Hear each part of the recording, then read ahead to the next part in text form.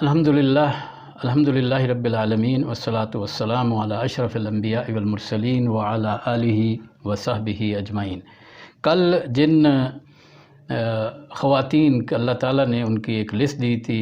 اور فرمایا تھا کہ حرمت علیکم امہاتکم و بناتکم، و اس طرح آگے پوری لسٹ آ رہی ہے، اور وہ کل پارہ نمبر 4 تو مکمل ہو گیا تھا، لیکن آج پارہ نمبر 5 شروع ہوا ہے، اور لیکن سورہ نساء وہی ہے، مضامین ابھی وہی آگے مکمل ہونے والے ہیں۔ ان میں سے یہ بھی محسنات کہتے ہیں، حسن کہتے ہیں اس قلعے کو جو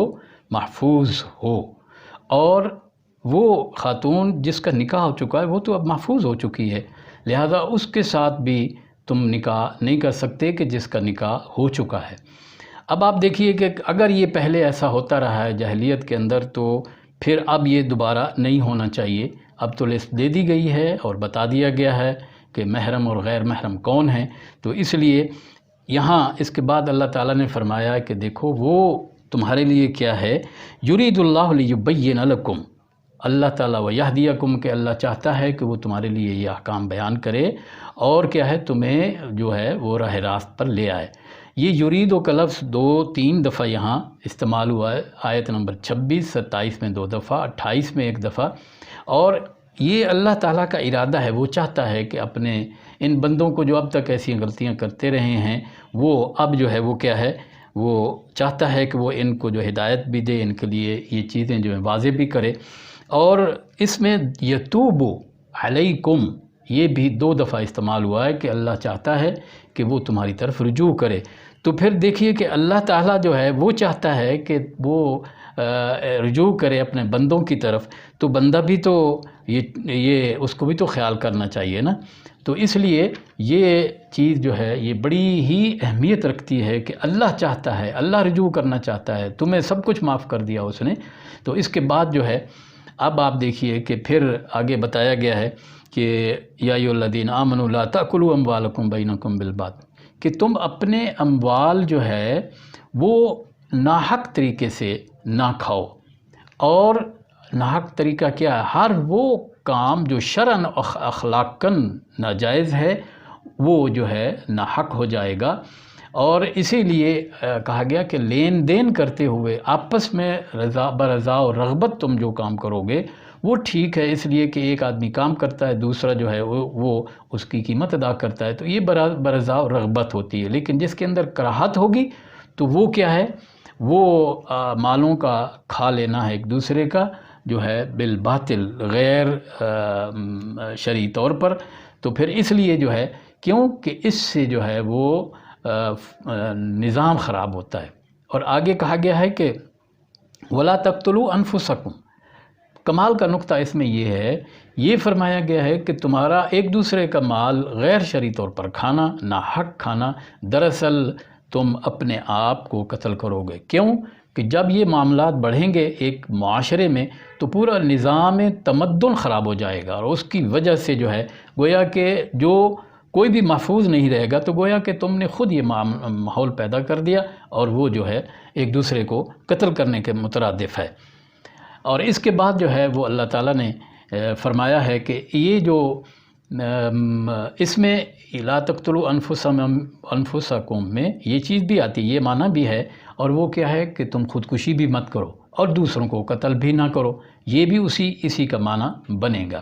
اس کے بعد جو ہے کہا گیا کہ تم کبائر سے بچو۔ کبائر جو ہیں وہ ایسے گناہ ہیں کہ مثلا کسی کی حق تلفی کرنی ہے، والدین کی ہے، شرک جو ہے وہ بڑا گناہ ہے، وہ کبائر میں سے ہے، اور اللہ سے بے خوفی ہے، اسی طرح زنا ہے، شادی شدہ خاتون کے ساتھ زنا کرنا بہت ہی جو ہے وہ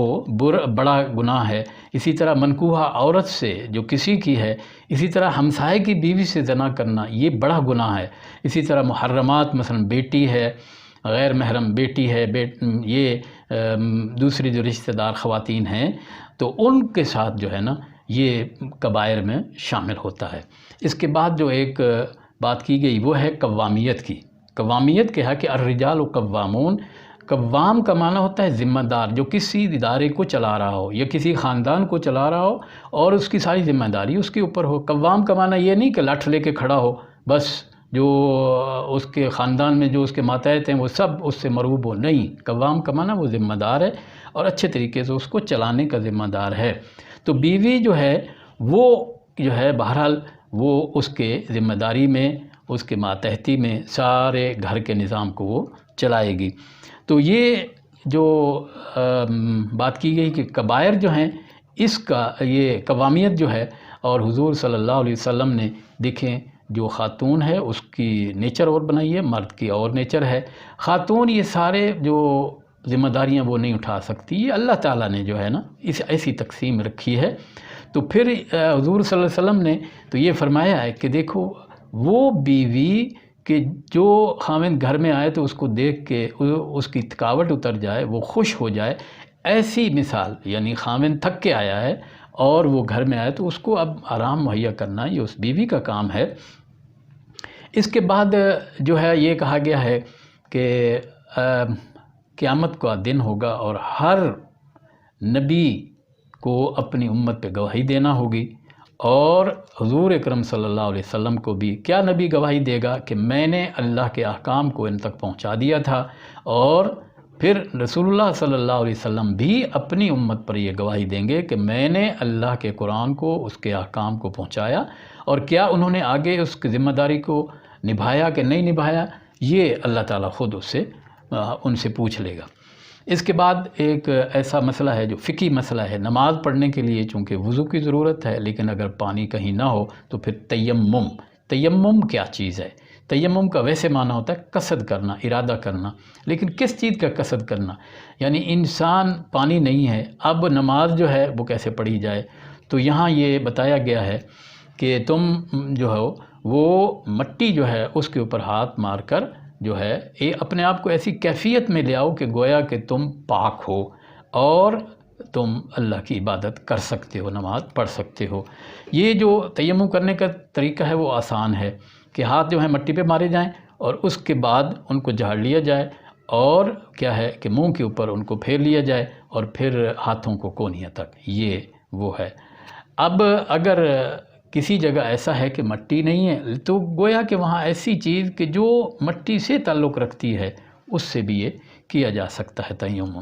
پھر اس کے بعد شرک کی جو ہے تباہ کاری اور اس کی جو بہت ہی بری شکل ہے وہ بتائی گئی ہے کہ اللہ تعالیٰ جو ہے وہ فرماتا ہے کہ میں ہر گناہ کو بخش دوں گا لیکن شرک کو نہیں، ان اللہ لا یغفر ان یشرک بہ ویغفر ما دون ذلک، اس لیے کہ شرک سب سے بڑا گناہ ہے، اس کو اللہ تعالیٰ کبھی بھی جو ہے وہ نہیں معاف کریں گے الا یہ کہ وہ آدمی توبہ کر لے۔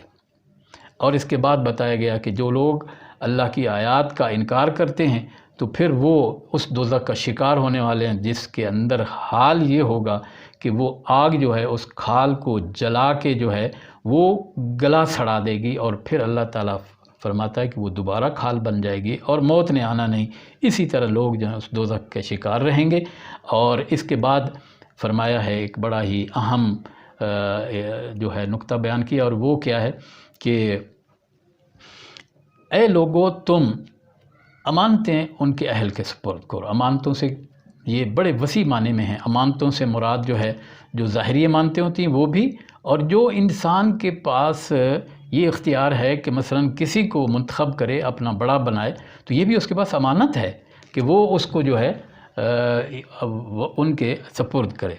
اس کے بعد جو ہے اگلے جو ربع ہے اس کے اندر یہ بات کی گئی ہے کہ وہ لوگ جو رسول اللہ صلی اللہ علیہ وسلم کو نبی کی حیثیت سے، رسول کی حیثیت سے تسلیم کر چکے ہیں، اب ان کے لیے اس میں قطعاً کوئی گنجائش نہیں ہے کہ وہ آپ کے کسی فیصلے کو تسلیم نہ کریں۔ تسلیم نہ کرنا تو اور بات ہے، اس سے بھی آگے بات کی گئی ہے کہ دل میں آپ اگر فیصلہ کر دیں تو پھر وہ دل میں بھی اس کو برا نہ مانیں۔ اور یہاں اللہ تعالیٰ نے فرمایا فلا وربک لا یؤمنون، یہاں کہا ہے کہ نہیں، اور قسم ہے تیرے رب کی یہ کبھی مومن نہیں ہو سکتے۔ اور ایک حدیث میں بھی اللہ تعالیٰ اللہ کے رسول نے فرمایا ہے کہ لا یؤمن احدکم حتی یکون ہواہ تبعا لما جئت، اس وقت تک تم میں سے کوئی مومن نہیں ہو سکتا جب تک کہ وہ جو کچھ میں لایا ہوں اس کے تابع نہ ہو جائے۔ تو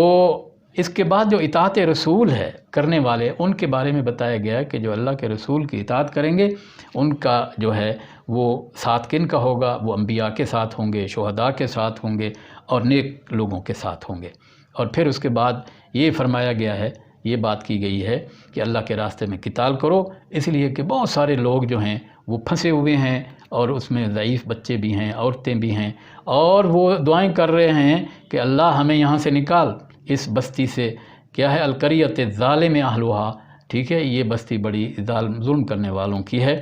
پھر اس کے بعد فرمایا گیا کہ افلا یتدبرون القرآن، یہ قرآن جو ان کو ہدایت دیتا ہے اور یہ قرآن جو انسان کی زندگی کو سنوارتا ہے، فرمایا کہ اس پر غور و فکر کریں گے تو جو کچھ اس میں بیان کیا گیا ہے وہ انسان کے لیے فائدہ مند ہے، وہ انسان کے لیے فائدہ مند ہے، اس لیے وہ اس قرآن کو غور و فکر کر کے اس کا وہ کرے۔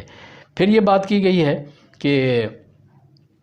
مجاہدین اور غیر میں یہ فرق کیا گیا کہ جو اللہ کے راستے میں جہاد کرتے ہیں اور جو نہیں کرتے ہیں ان کا اجر اور ہے، اور جو نہیں کرتے ہیں ان کا اجر اور ہے۔ اور یہاں یہ بات بھی کی گئی ہے کہ مومن کسی کا بھی جو ہے وہ جان بوجھ کر قتل کرنا، ٹھیک ہے، اس کی جزا جو ہے وہ جہنم ہے، اس کی جزا خطا ہو سکتی ہے، غلطی ہو سکتی ہے کہ مومن سے ایک دوسرا مومن قتل ہو جائے، لیکن جان بوجھ کر آج کے حالات آپ دیکھیے، اس پر غور کریے کہ ایک آدمی جو ہے وہ بھی مسلمان ہے، دوسرا مسلمان ہے، وہ تھوڑے سے مسئلے پہ کوئی گالی بک دیتا ہے تو اس کو قتل کر دیتا ہے، لیکن یہ انجام قرآن بتا رہا ہے کہ وہ جو ہے پھر ہمیشہ ہمیشہ فجزاؤہ جہنم، وہ ہمیشہ ہمیشہ جہنم میں رہے گا۔ تو یہ ہمیں اپنی زندگیوں کو اس قرآن کی ان تعلیمات کی روشنی میں ٹھیک کرنا ہوگا، ورنہ جو ہے ہمارے لیے تو پھر دوزخی جو ہے وہ ہے۔ اس کے بعد بات کی گئی ہے ایک نماز ایسی ہے جو سفر کی ہے، سفر کے اندر جو ہے نماز جو ہے وہ قصر ہو جاتی ہے، یعنی آدھی ہو جاتی ہے، اور سفر کو کتنے کلومیٹر کتنے میل بنتا ہے،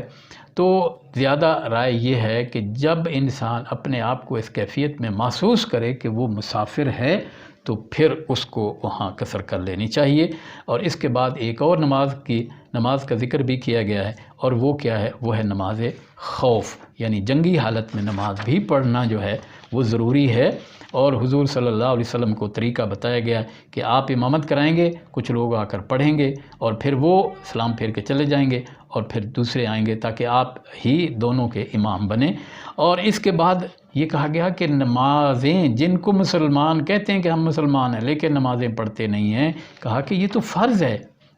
ان الصلاۃ کانت علی المؤمنین کتابا موقوتا۔ اور پھر اس کے بعد یہ بات کی گئی ہے کہ اے اہل ایمان، تم عدل سے کام لو، عدل کرنے میں بے شک تمہارا اپنا نفس بھی اس میں تم خود بھی اس کی زد میں آؤ، لیکن عدل کرو، اور بے شک والدین کا تعلق کیوں نہ ہو، رشتہ داروں کا تعلق کیوں نہ پھر، لیکن عدل کرو۔ اور پھر بات یہ کی گئی کہ جو لوگ اللہ کی آیات کا مذاق اڑاتے ہیں، اور جس مجلس میں وہ مذاق اڑایا جا رہا ہو اللہ کے احکام کا، تو وہاں مت بیٹھو، وہاں سے اٹھ جاؤ، حتیٰ یخوضوا فی غیرہ، حتیٰ کہ وہ کوئی اور بات شروع کر دیں، پھر اس میں بیٹھ سکتے ہو، وگرنہ یہ ہے کہ تم بھی انہی کے ساتھ شامل ہو جاؤ گے۔ اور یہاں یہ بھی بتایا گیا ہے کہ منافق جو ہیں وہ ہمیشہ سستی سے نماز فرض ادا کرنے کے لیے جاتا ہے، اور یہ منافق کی ایک نشانی جو احادیث میں بھی بتائی گئی ہے۔ اور یہ اس لیے نماز پڑھتے ہیں کہ مجبور ہیں کہ یہ دکھاوا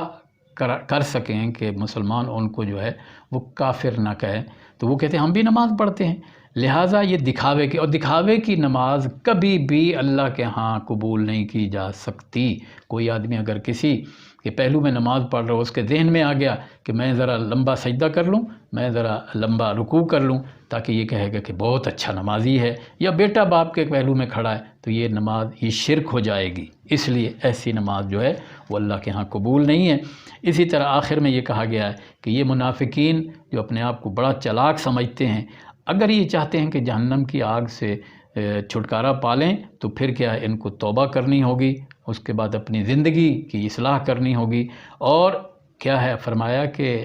اللہ کے ساتھ چمٹ جانا ہوگا، اللہ کے ساتھ لو لگا لینی ہوگی، اور اخلاص اپنے دلوں میں پیدا کرنا ہوگا، کس کے لیے؟ مومنین کے لیے، اور اس کے دین کے لیے، اس کے رسول کے لیے، تو یہ منافقین تب اس جہنم سے بچ سکیں گے۔ اللہ تعالیٰ سے دعا ہے کہ وہ ہمیں بھی ایسی ہی ان ہدایات پر عمل کرنے کی توفیق عطا فرمائے۔ آمین۔ وآخر دعوانا الحمدللہ رب العالمین۔